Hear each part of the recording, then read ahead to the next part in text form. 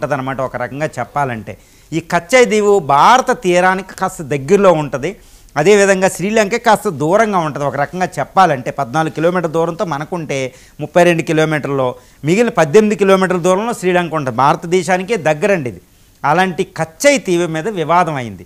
ఎందుకంటే కచ్చై దీవిని 1974లో ఇందిరా ప్రభుత్వం శ్రీలంకకి ఇవ్వడం జరిగింది. ఎందుకంటే United Nations conventional law of seas అనేది ఒకటి అమల్లోకి వచ్చింది, అన్క్లాస్ అని.